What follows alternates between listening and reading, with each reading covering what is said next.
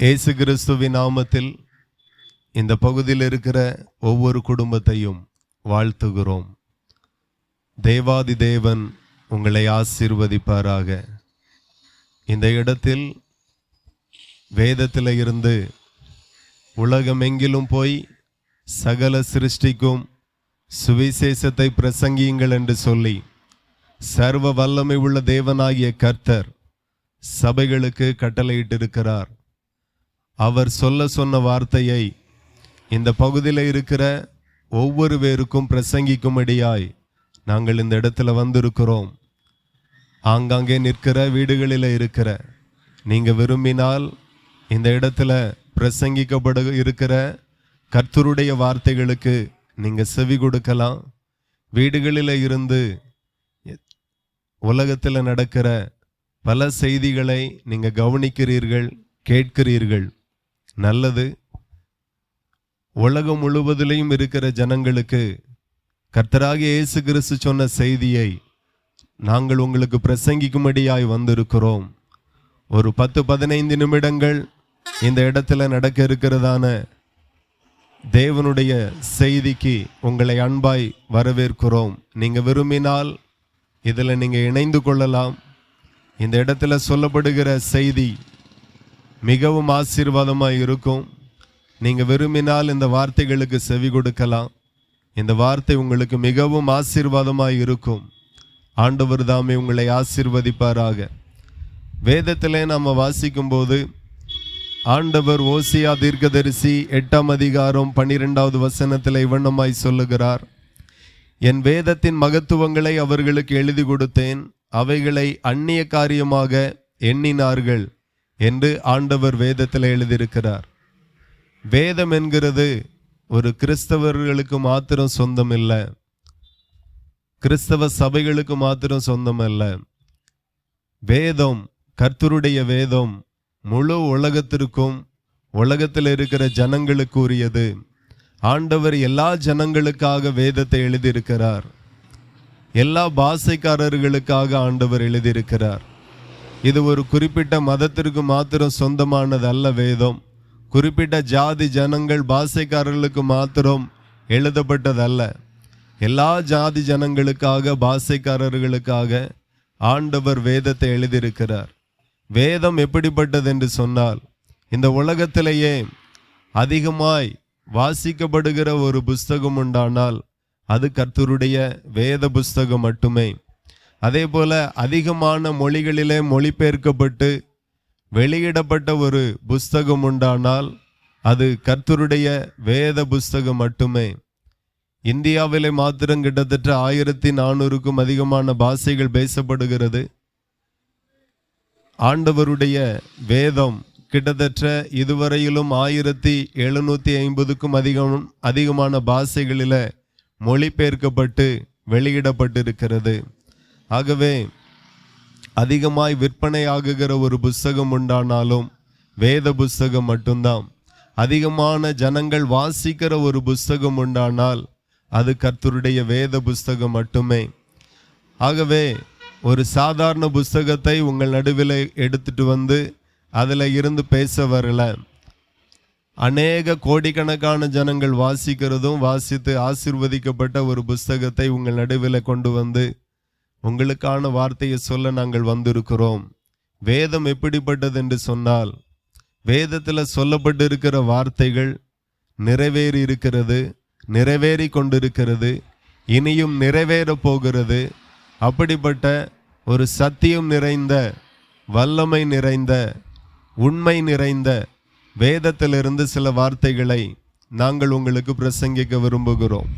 வேதத்தில் அநேக வார்த்தைகள் சொல்லப்பட்டு இருக்கிறது. நீங்க கவனிக்க விரும்பினால் கவனிங்க. வேதத்தில் சொல்லப்பட்ட ஒவ்வொரு வார்த்தையும் விஞ்ஞானிகளினால நிரூபிக்கப்பட்டிருக்கிறது. இன்னைக்கு வார்த்தைகளை சிலர் சாதாரணமாக ஏற்றுக்கொள்ளுவார்கள். சிலர் விஞ்ஞானிகள், அறிஞர்கள் ஆய்வு அறிக்கை என்ன சொல்லுகிறது அதை பார்த்துதான், அதை கேட்டுதான் சிலர் ஏற்றுக்கொள்ளுவார்கள். அப்படி வேதத்தில் சொல்லப்பட்டிருக்கிறது எல்லாமே அநேக வார்த்தைகள் ஆய்வுக்கு உட்படுத்தப்பட்டு வேதத்தில் சொல்லப்பட்டிருக்கிறது உண்மை உண்மைக்கு புறம்பாக வேதத்தில் எதுவும் சொல்லப்படவில்லை என்கிறதை சயின்ஸ் மூலமாக கூட நிரூபிக்கப்பட்டிருக்கிறது. அப்படிப்பட்ட சில வார்த்தைகளை உங்கள் நடுவில் நான் சொல்ல விரும்புகிறேன். வேதத்தில் ஆண்டவர் புவியியலை குறித்து சொல்லப்பட்டிருக்கிறார், வானிலையை குறித்து சொல்லப்பட்டிருக்கிறது, நீரியலை குறித்து சொல்லப்பட்டிருக்கிறது. நீங்க பார்த்தீங்கன்னா மழை எப்படி வருகிறது என்கிறதை அநேகருக்கு குழப்பமாக இருந்தது. ஆனால் கிட்டத்தட்ட 1700வது வருஷம்தான் இந்த மழையை குறித்து சரியான ஆய்வு அறிக்கை வெளியிடப்பட்டது. நீங்கள் கவனித்தீர்களானால் பல ஆயிரம் வருடங்களுக்கு முன்பதாகவே வேதத்தில் இந்த நீரியலை குறித்து ஆண்டவர் எழுதியிருக்கிறார். யோபு 36:27 வசனத்திலிருந்து 28 வரைக்கும் வாசித்தால் அதில் சொல்லப்பட்டு இருக்கிறது, அவர் நீர்த்துளிகளை அணுவை போல ஏற பண்ணுகிறார், அவைகள் மேகத்திலிருந்து மழையாய் சொரிகிறது, அதை மேகங்கள் பெய்து மனுஷர் மேல் மிகுதியாய் பொழிகிறது என்று சொல்லி ஆண்டவருடைய வார்த்தை ஆய்வுகளுக்கு முன்பதாகவே ஆண்டவர் பரிசுத்தவான்களுக்கு வெளிப்படுத்தியிருக்கிறார். அப்போ வசனம் என்ன சொல்லுகிறது என்றால், அவர் நீர்த்துளிகளை அணுவை போல ஏற பண்ணுகிறார். இன்றைக்கு மழை பெய்கிறது, மறுபடியும் இந்த தண்ணீர் குளங்களில், சமுத்திரத்தில், பல நீர்நிலைகளில் எல்லாம் அந்த தண்ணீர் ஆவியாகி மறுபடியும் வானத்திற்கு ஏறுகிறது. அதை தான் வேதம் சொல்லுகிறது, அவர் நீர்த்துளிகளை அணுவை போல ஏற பண்ணுகிறார், அவைகள் மேகத்திலிருந்து மழையாய் சொரிகிறது, அதை மேகங்கள் பெய்து மனுஷர் மேல் மிகுதியாய் பொழிகிறது என்று ஆண்டவர் நீரியலை குறித்து ஆண்டவர் எழுதியிருக்கிறார். அதே போல இந்த பூமியை குறித்து ஆண்டவர் எழுதியிருக்கிறார். என்ன அப்படின்னா, சிலர் இந்த பூமி யாரோ தாங்கி நிற்கிறார்கள், அல்லது யாரோ தோளின் மேல தூக்கி வைத்திருக்கிறார்கள், ஏதோ ஒரு தூணின் மேல இந்த பூமி நிறுத்தப்பட்டு இருக்கிறது. இப்படி பல கற்பனை கதைகள் எல்லாம் உண்டு. ஆனால் ஆண்டவர் வேதத்துல எழுதியிருக்கிறார். யோபு 26:7 நீங்க வாசித்தீர்களானால், பூமியை அந்தரத்திலே தொங்க வைக்கிறார் என்று ஆண்டவர் வேதத்தில் எழுதியிருக்கிறார். இதுவும் சில நூற்றாண்டுகளுக்கு முன்புதான் கண்டுபிடிக்கப்பட்டிருக்கிறது. இந்த பூமி அந்தரத்தில் இருக்கிறது, அந்தரத்தில் தொங்கி கொண்டு இருக்கிறது. இந்த பூமியை யாரோ தாங்கி பிடிக்கல, கைகளில் ஏந்தி நிற்கல, இந்த பூமி அந்தரத்தில் தொங்கி கொண்டிருக்கிறது. வேதத்தில் சொல்லப்பட்டது உண்மைதான், உண்மைக்கு புறம்பாக வேதத்தில் எதுவும் சொல்லப்படவில்லை என்கிறதை வேதத்தில் சொல்லுவது உண்மை என்று சொல்லி அநேக ஆய்வுகளில் அது உண்மை என்று சொல்லி நிரூபிக்கப்பட்டிருக்கிறது. இப்படி வேதத்தில் சொல்லப்பட்டு இருக்கிறதெல்லாம் ஆய்வுகளில் கூட அது பொய் என்று சொல்லி நிரூபிக்க முடியவில்லை. அவ்வளோ சத்தியம் நிறைந்த, வல்லமை நிறைந்த வேதத்தை கொண்டு நான் உங்களுக்கு பேச வந்திருக்கிறேன். ஆகவே ஒரு 10 நிமிடம் உங்கள் மத்தியில் பேச விரும்புகிறேன். நீங்கள் தயவாய் காது கொடுப்பீர்களானால் நிச்சயமாய் இந்த வேத வசனங்கள் உங்களுக்கு மிகுந்த ஆசீர்வாதமாய் இருக்கும். இப்படி ஆண்டவர் சொன்ன அநேக வார்த்தைகள் உண்மை, சத்தியம், நிறைவேறி கொண்டிருக்கிற தீர்க்க தரிசனம் என்று சொல்லி எல்லாம் சொல்லப்பட்டிருக்கிறது. எல்லாம் இந்த இடத்துல என்னால் சொல்ல முடியாது. ஆகவே அடுத்த வார்த்தைகளுக்கு நான் கடந்து போகிறேன். இப்படியே ஆண்டவர் இந்த பூமியில மனுஷனுக்கு வேதத்தை கொடுத்திருக்கிறார். இப்போ இயேசு கிறிஸ்து 2000 ஆண்டுகளுக்கு முன்பதாக இந்த பூமியில மனுஷனாய் பிறந்தார். அவர் இந்த பூமியில வந்ததற்கான நோக்கங்களை நீங்க பார்த்தீங்கன்னா அநேக நோக்கங்களை என்னால் சொல்ல முடியும். ஆனால் சுருக்கமாக உங்களுக்கு நான் 3 காரியத்தை சொல்லுகிறேன். இயேசு கிறிஸ்து இந்த பூமியில வந்ததற்கு 3 காரணம். 1, இயேசு கிறிஸ்து பிதாவாகிய தேவனுடைய சித்தத்தை பிரசங்கிக்கும்படி வந்தார். ஒரு மனுஷன் எப்படி வாழணும், எப்படி வாழக்கூடாது என்கிறதை கர்த்தராகிய இயேசு கிறிஸ்து இந்த பூமியில் எங்களைப் போல தெருக்களில் நின்று, கடற்கரையில் நின்று, கிராமங்களில் நின்று, பட்டணங்களில் நின்று மனுஷனுக்கு போதித்தார். பிதாவாகிய தேவனுடைய வார்த்தையை மனிதர்களுக்கு போதித்தார். என்ன போதித்தார் என்றால், இயேசு கிறிஸ்து முதலாவது பூமியில இறங்கி வந்து அவர் சொன்ன வார்த்தை, பிரசங்கித்த ஒரு வார்த்தை என்ன அப்படின்னா, மனம் திரும்புங்கள், பரலோக ராஜ்யம் சமீபமாய் இருக்கிறது என்று.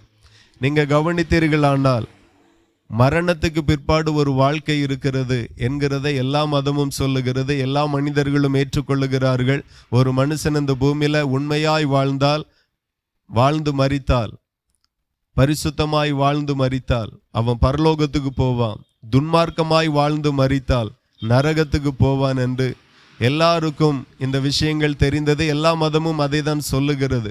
வேதத்தில் அருமையான இயேசு கிறிஸ்து அதை குறித்து மிக தெளிவாய் சொல்லி இருக்கிறார். அதை தான் நான் உங்களுக்கு சொல்ல வந்திருக்கிறேன். மனம் திரும்புங்கள், பரலோக ராஜ்யம் சமீபித்திருக்கிறது என்று ஆண்டவர் முதலாவது தன்னுடைய செய்தியை, பிரசங்கத்தை ஆரம்பிக்கிறார். அப்போ பரலோகத்துக்கு ஒரு மனுஷன் போகணும் அப்படின்னா மனம் திரும்ப வேண்டும். மதம் மாறும்படி அழைக்கும்படி இயேசு வராமல், மனம் மாறும்படி அழைக்கும்படி இயேசு வந்தார். பொல்லாத வழிகளிலிருந்து மனம் திரும்பும்படியாய், பொல்லாத இருதயம் மாறும்படியாய் அருமையான இயேசு கிறிஸ்து இந்த பூமியில வந்து மனிதர்களை சந்தித்து கர்த்தருடைய வார்த்தையை பிரசங்கித்தார். அப்படியே இயேசு கிறிஸ்து இந்த பூமியில வந்து சொன்ன அநேக வார்த்தைகள்ல சில வார்த்தை ஆண்டவர் சொல்லுகிறார். சாந்த குணமுள்ளவர்கள் பாக்கியவான்கள், அவர்கள் பூமியை சுதந்தரித்துக் கொள்ளுவார்கள் என்று ஆண்டவர் ஜனங்களை சந்தித்து பேசினார். நீங்க நன்றாய் கவனித்தால் ஒரு மனுஷன் இந்த பூமியில எப்படி வாழுகிறான் என்றால், தனக்கு பிடிச்ச மாதிரி தன்னுடைய நண்பர்களை பார்த்து, தன்னுடைய முன்னோர்களை பார்த்து இப்படியெல்லாம் வாழுகிறதை நாம வேதத்தில் வாசிக்கிறோம், உலகத்தில் பார்க்கிறோம். ஆனால் அப்படி வாழும்போது அந்த மனுஷனுக்கு நன்மை வராது. ஆனால் ஒரு மனுஷன் எவ்வண்ணமாய் வாழ வேண்டும் என்று சொல்லி தேவன் சொன்னாரோ அவனமாய் அந்த மனுஷன் வாழுவானால் அந்த மனுஷன் இந்த பூமியில நிச்சயமாய் ஆசீர்வதிக்கப்படுவான். அவனுடைய மரணத்துக்கு பிற்பாடும் பரலோகத்தில் வாழக்கூடிய ஒரு பாக்கியம் அவனுக்கு கிடைக்கும். இந்த பூமியில ஒரு மனுஷன் எப்படி ஆசீர்வதிக்கப்படுகிறான், எப்படி ஆசீர்வாதம் அவனுக்கு வருகிறது என்கிறதை இயேசு கிறிஸ்து மிக தெளிவாய் சொல்லி கொடுத்தார். என்ன அப்படின்னா, ஆண்டவர் சொல்லுகிறார், சாந்த குணமுள்ளவர்கள் பாக்கியவான்கள், அவர்கள் பூமியை சுதந்தரித்துக் கொள்ளுவார்கள் என்று சொல்லப்பட்டிருக்கிறது. நீங்க கவனித்தால் ஒரு மனுஷனுக்கு ஆசீர்வாதம் எப்படி வருகிறது என்றால், படிப்பினாலேயோ ஆஸ்தினாலேயோ வருமானத்தினாலேயோ மாத்திரம் அல்ல, ஒவ்வொரு மனுஷனுடைய குணத்தினால ஆசீர்வாதங்கள் வருகிறது. அதை தான் ஆண்டவர் ஜனங்களை சந்தித்து சொன்னார். சாந்த குணமுள்ளவர்கள் பாக்கியவான்கள், அவர்கள்தான் பூமியை சுதந்தரித்துக் கொள்ளுவார்கள். இந்த பூமியில சமாதானத்தை எத்தனையோ பேரால சுதந்தரித்துக் கொள்ள முடியல. சுகத்தையும் ஆரோக்கியத்தையும் தீர்க்காயுசையும் குழந்தை பாக்கியத்தையும் எத்தனையோ பேரால சுதந்தரித்துக் கொள்ள முடியல. பணம் இருக்கிறது, ஆஸ்தி இருக்கிறது, பதவி இருக்கிறது, அதிகாரம் இருக்கிறது. ஆனால் இவைகளெல்லாம் ஒரு மனுஷன் சுதந்தரித்துக் கொள்ள முடியும் என்றால், சுதந்தரித்துக் கொள்ள ஒரே ஒரு வழிதான், அந்த வழியை தான் இயேசு பிரசங்கித்தார். சாந்த குணமுள்ளவர்கள் பாக்கியவான்கள், அவர்கள் இந்த பூமியை சுதந்தரித்துக் கொள்ளுவார்கள் என்று. ஆகவே இந்த பூமியில இருக்கிற ஒவ்வொரு பேரும் சாந்த குணமாய் இருப்பீர்கள் ஆனால் நீங்கள் ஆசீர்வதிக்கப்படுவீர்கள். இந்த பூமியில் அநேக ஆசீர்வாதங்களையும் நன்மையும் நீங்க நிச்சயமாய் சுதந்தரித்துக் கொள்ளுவீர்கள். இந்த வார்த்தை கேட்கிற நீங்கள், உங்களுக்கு வாழ்க்கையில சமாதானம் இல்லாமல் இருக்கலாம், சந்தோஷம் இல்லாமல் இருக்கலாம், நோயினால பாதிக்கப்பட்டு இருக்கலாம், வியாதியில நீங்கள் இருக்கலாம். ஆனால் இன்றைக்கு உங்களுடைய குணத்தை மாற்றுவீர்கள் ஆனால் நிச்சயமாய் சாந்த குணமுள்ளவர்கள் பாக்கியவான்கள் என்று ஆண்டவர் ஆசீர்வதித்து சொல்லுகிறார். நீங்க பாக்கியவான்களாய் இருப்பீர்கள். சாந்த குணமுள்ளவர்கள் பாக்கியவான்கள், அவர்கள் பூமியை சுதந்தரித்துக் கொள்ளுவார்களா. இந்த பூமியில எத்தனையோ நன்மைகளை சுதந்தரிக்க முடியாத ஒரு நிலையில நீங்கள் இருந்தாலும் இன்றைக்கு உங்கள் குணத்தை மாற்றுவீர்களானால் நிச்சயம் வாழ்க்கை மாறும், உங்க சூழ்நிலைகள் மாறும், உங்க நெருக்கங்கள் மாறும். ஆகவே கர்த்தருடைய வார்த்தையை கவனிங்க. அதே போல இருதயத்தில் சுத்தமுள்ளவர்கள் பாக்கியவான்கள், அவர்கள் தேவனை தரிசிப்பார்கள் என்று ஆண்டவர் சொல்லி இருக்கிறார். ஆகவே கவனிங்க, இருதயம் சுத்தமாய் இருப்பதாக. அநேகருடைய இருதயம் சுத்தமாய் இல்லை. அநேகருடைய இருதயத்தில் கபடு இருக்கிறது, துன்மார்க்கத்தின் கிரியைகள் இருக்கிறது, வஞ்சகம் இருக்கிறது, கொலவரி இருக்கிறது, விபச்சார பாவங்கள் இருக்கிறது. இப்படி அநேக பேருடைய வாழ்க்கையில அநேகருக்குள்ளாக இருதயங்கள் சுத்தமாய் இல்லை.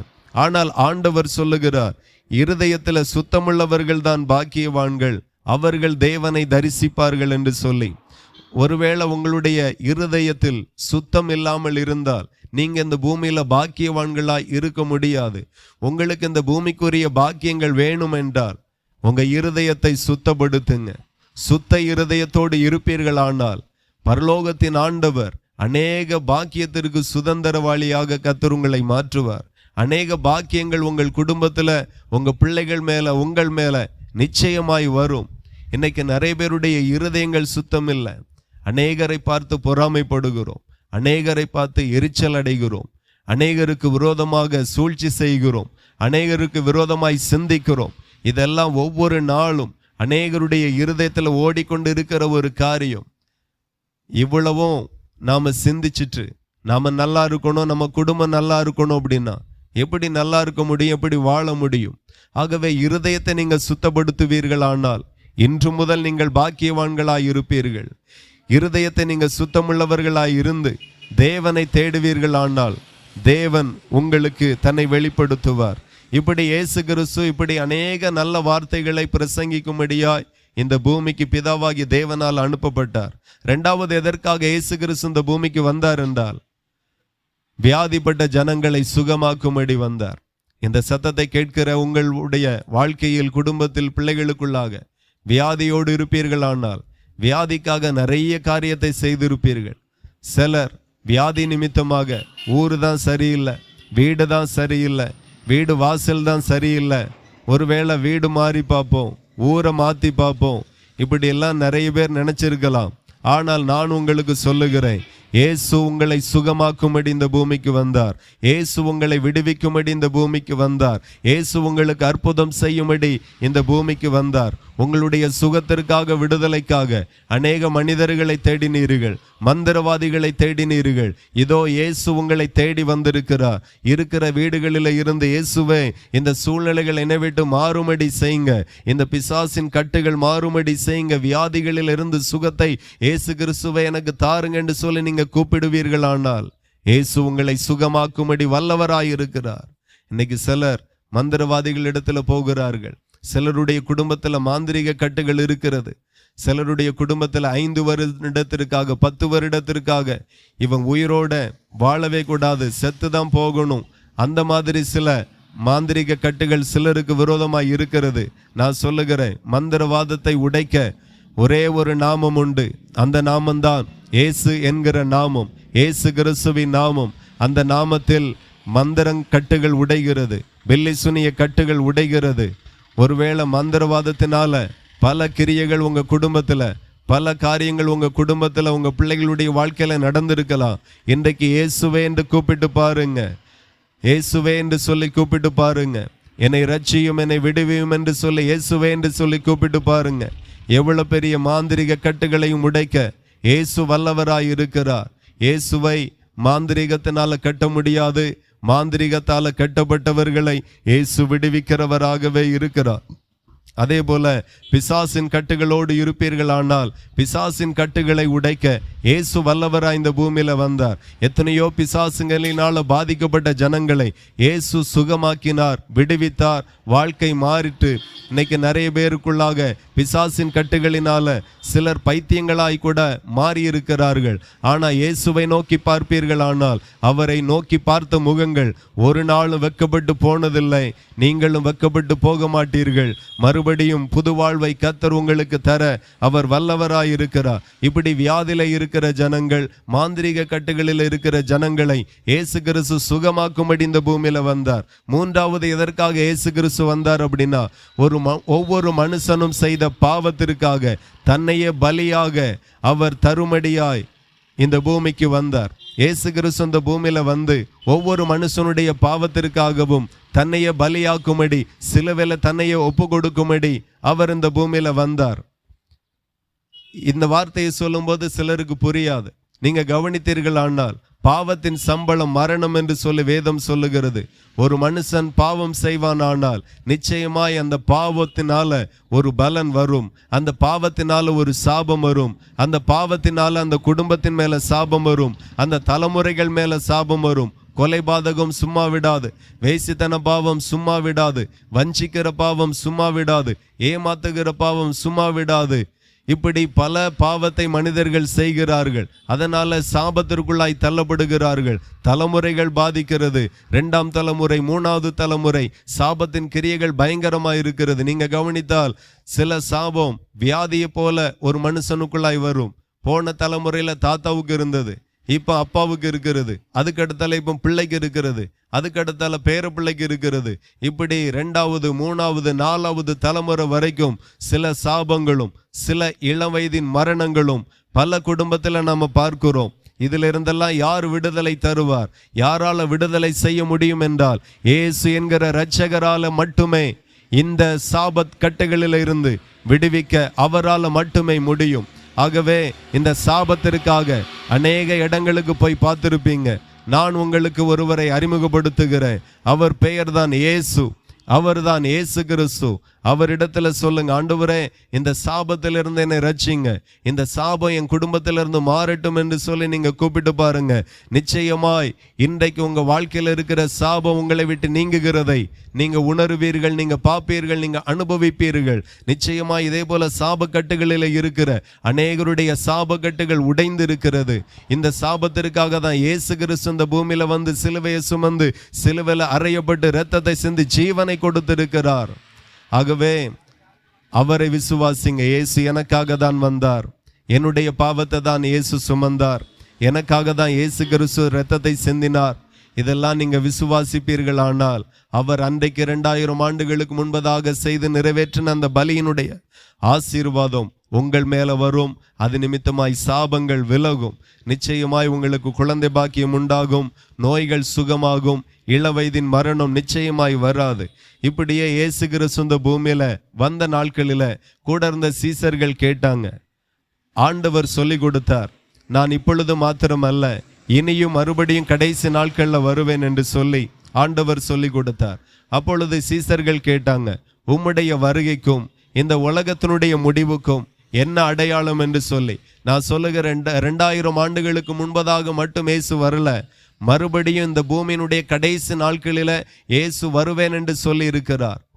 நீங்க நினைக்கலாம், இயேசு வந்தா என்ன, உலகம் அழிஞ்சா எனக்கு என்ன, பூமியினுடைய நாட்கள் முடிஞ்சா எனக்கு என்ன அப்படிங்கிறத நீங்க யோசிக்கலாம். நான் சொல்லுகிறேன், இயேசு கிறிஸ்துனுடைய வருகைக்கும் உங்களுக்கும் எனக்கும் சம்பந்தம் உண்டு. உலகத்தினுடைய முடிவுக்கும் எனக்கும் உங்களுக்கும் சம்பந்தம் உண்டு. அன்றைக்கு ஒரு மகாபெரிய காரியம் நடக்கும். இயேசு மத்திய ஆகாயத்தில் மறுபடியும் ராஜாவை போல, இரட்சகரை போல, மீட்பரை போல வரும்போது ஒரு சம்பவம் நடக்க இருக்கிறது.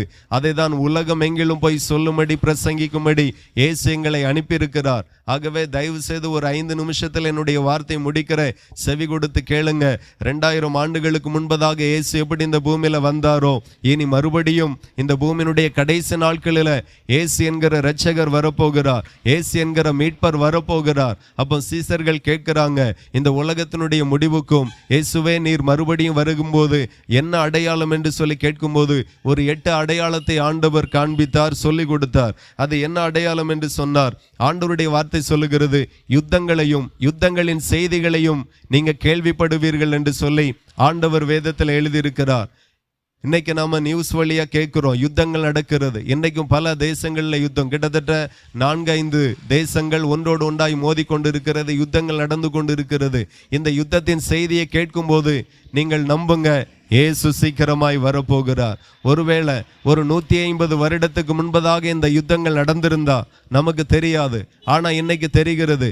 காசால யுத்தம் என்ன நிலைமையில இருக்கிறது, சிரியாவில் என்ன சூழ்நிலை இருக்கிறது, ஈரான்ல என்ன நடக்கிறது, இஸ்ரேல்ல என்ன நடக்கிறது, உக்ரைன்ல என்ன நடக்கிறது, எல்லாம் நமக்கு தெரிய வருகிறது. எப்படி தெரிய வருகிறது?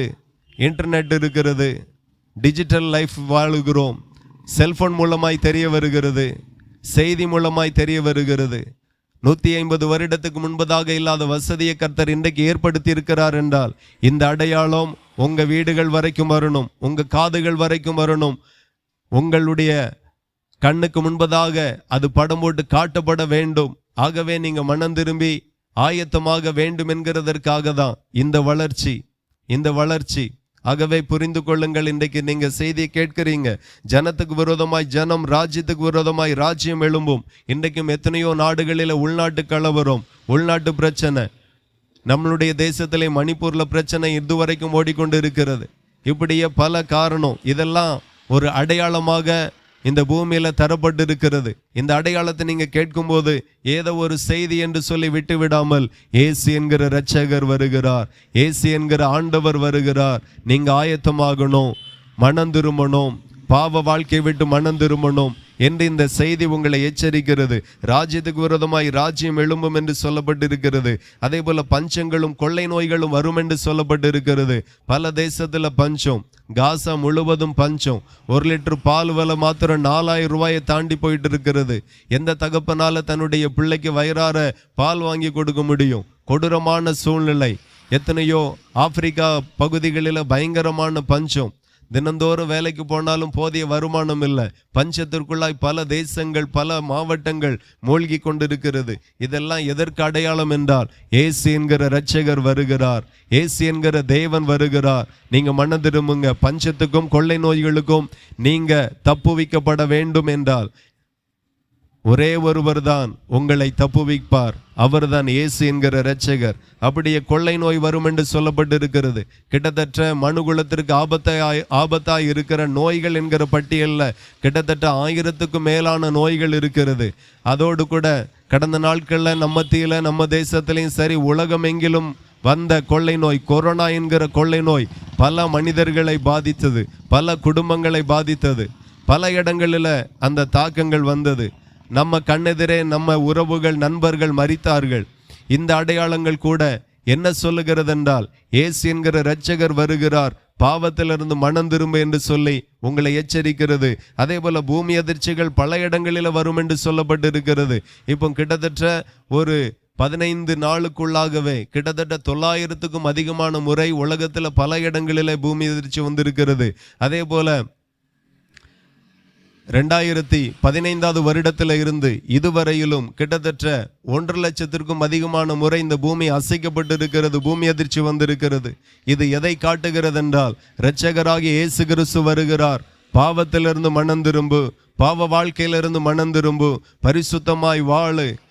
இந்த தேசத்தினுடைய, இந்த பூமியினுடைய நாட்கள் முடிய போகிறது என்று உங்களையும் என்னையும் எச்சரிக்கிறது. அதே போல அநேகருடைய அன்பு தணிந்து போகும் என்று சொல்லப்பட்டிருக்கிறது. கிட்டத்தட்ட 100-150 வருடத்துக்கு முன்பதாக கூட்டு குடும்பமாக சித்தப்பா மேல ஒரு அன்பு தனியாக இருந்தது, சித்தி மேல அன்பு அதிகமாக இருந்தது, பெரியம்மா இந்த மாதிரி சகோதரன் குடும்பம், சகோதரிகள் குடும்பம் எல்லாம் கூட்டு குடும்பமாய் வாழ்ந்தார்கள். ஆனால் இன்றைக்கு அந்த மாதிரியான வாழ்க்கை இல்லை, வாழ முடியாத ஒரு சூழ்நிலை. அன்பு தணிந்து போயிற்று. ஆண்டவருடைய வசனம் சொல்லுகிறது, அநேகருடைய அன்பு தணிந்து போகும் என்று. அது நம்மளுடைய கண்ணெதிரிலே நடந்து கொண்டிருக்கிறது. அதே போல ராஜ்யத்தின் இந்த சுவிசேஷம் பூலோகம் எங்கிலும் உள்ள சகல ஜாதிகளுக்கும் சாட்சியாக பிரசங்கிக்கப்படும் என்று சொல்லப்பட்டு இருக்கிறது. ஆகவே நீங்க கவனித்தால், எங்களை போல பல இடங்களில் இயேசு வருகிறார் என்கிற வார்த்தை, பிரசங்கம் ஒவ்வொரு தெருக்களிலேயும் பிரசங்கிக்கப்படுகிறது. ஆகவே இயேசு வருகிறார். இயேசு கிறிஸ்து வருகையில நீங்க போகணும் அப்படின்னா, பரலோகத்துக்கு போகணும் அப்படின்னா, இந்த அழிவுக்கெல்லாம் நீங்க தப்பணும் அப்படின்னா, இயேசு சொல்லுகிறார், நீங்க மனம் திரும்பி பாவ வாழ்க்கையை விட்டுட்டு மனம் திரும்பி பரிசுத்தமாய் வாழ்ந்து பாவ மன்னிப்புக்காக சபை கொடுக்கிற ஞான ஸ்நானத்தை பெற்றுக்கொள்ளணும்.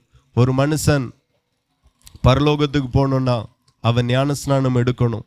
ஞான ஸ்நானம் எதை குறிக்கிறது? மத மாற்றத்திற்காக ஞான ஸ்நானம் கொடுக்கப்படலை, சபைகளில் கொடுக்கப்படுகிறது. எதற்காக அப்படின்னா, ஆண்டவரே, இதுவரையிலும் நான் பாவியாய் வாழ்ந்தேன், பாவம் செய்தேன், இனி பாவம் செய்ய மாட்டேன், என் மேல இருக்கிற பாவத்தினால் வந்த சாபங்கள் மன்னிக்கப்படட்டும், இனி நான் பாவம் செய்ய மாட்டேன் என்று ஒரு மனுஷன் ஞான ஸ்நானம் எடுக்கணும்.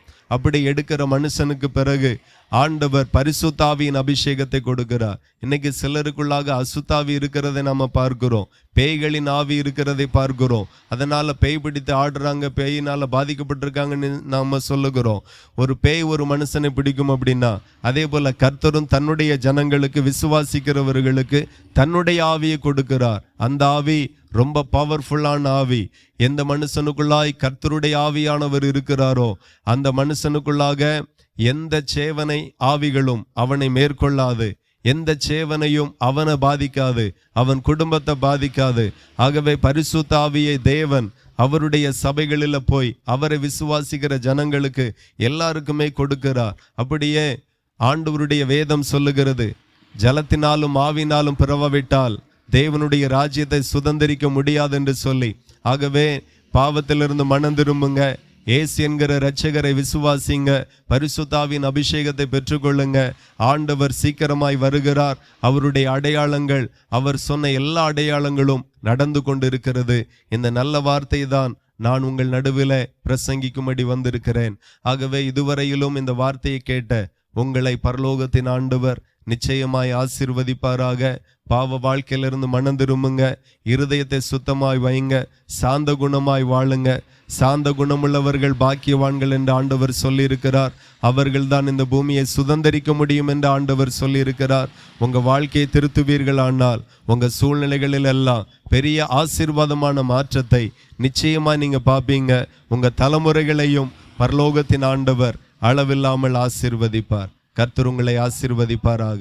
வெயிட் பண்ணுங்க அண்ணன், ஒரு ஜெபம் பண்ணி முடிங்களா? வாங்க அடையா ஜெபிப்போம். அன்புள்ள தகப்பனே, எங்கள் பரலோக பிதாவே, ஆசீர்வாதமான இந்த சாயங்கால நேரத்தில் இந்த பகுதியில் கூடியிருந்த ஒவ்வொரு பேருக்கும் உலகம் எங்கிலும் போய் சுவிசேஷத்தை பிரசங்கிங்கள் என்று சொன்ன அந்த வார்த்தையை இந்த இடத்துல இருக்கிற ஜனங்களுக்கு நாங்கள் சொல்லி இருக்கிறோம். ஆண்டவரே, இந்த வார்த்தையை கேட்ட ஒவ்வொரு பேரும் பாவத்திலிருந்து மனம் திரும்பட்டும், இரட்சகராகிய இயேசுவை விசுவாசிக்கட்டும். இன்றைக்கு அவருடைய குடும்பத்தில் ஒரு அற்புதங்கள் நடக்கட்டும். வியாதியோடு இருக்கிறவர்களுக்கு வியாதியிலிருந்து சுகம் கிடைக்கட்டும். சேவனை கட்டுகளில் இருக்கிறவர்கள் அந்த கட்டுகள் உடையட்டும் இயேசுவின் நாமத்தினால. நீங்களும் எங்களோடு கூட ஜெபத்தில் இணைந்து கொள்ளுங்க. இயேசுவே நீ கூப்பிட்டு பாருங்க. ஆமென். ஒரு அற்புதத்தை கர்த்தர் உங்களுக்கு இன்றைக்கு செய்வார். சரீரத்தில் இருக்கிற வியாதிகள் மாறும். கர்த்தர் மாற்ற வல்லவராய் இருக்கிறார். இயேசுவே என்று சொல்லுங்க, ஒரு அற்புதம் நடக்கும். ஆமென். குழந்தை பாக்கியத்திற்காய் சொல்லுங்க, இயேசுவே நீ கூப்பிடுங்க. உங்க பிள்ளைகளை கர்த்தர் ஆசீர்வதிப்பார், குழந்தை பாக்கியங்களை தருவார். வேலைக்காக இயேசுவை நோக்கி கூப்பிடுங்க, தொழிலுக்காக இயேசுவை நோக்கி கூப்பிடுங்க. உங்க தொழில் வியாபாரங்களை கர்த்தர் ஆசீர்வதிப்பார். அவருடைய வார்த்தை சொல்லுகிறது, உன்னை ஆசீர்வதிக்கவே ஆசீர்வதிப்பேன் என்று ஆண்டவர் சொல்லியிருக்கிறார். நிச்சயமாய் கர்த்தர் உங்களை ஆசீர்வதிப்பாராக.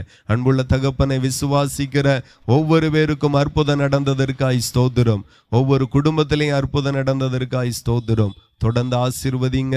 இந்த ஜெபத்தில் இணைந்து இருக்கிற எல்லா குடும்பத்தையும் ஆசீர்வதிங்க. இதற்கு காரணமாய் செயல்பட்ட ஒவ்வொரு பேரையும் ஆசீர்வதிங்க, மேன்மைப்படுத்துங்க, ஆசீர்வதியும். இயேசுவின் நாமத்தில் ஜெபிக்கிறோம், ஜெபங்களும் நல்ல பிதாவே, ஆமென். என் ஆத்துமாவே கர்த்தரை ஸ்தோத்திரி, என் முழு உள்ளமே பரிசுத்த நாமத்தை ஸ்தோத்திரி. என் ஆத்துமாவே கர்த்தரை ஸ்தோத்திரி, கர்த்தர் செய்த சகல உபகாரங்களை மறவாதே. ஆமென், ஆமென். God bless you. கர்த்தர் உங்களை ஆசீர்வதிப்பாராக.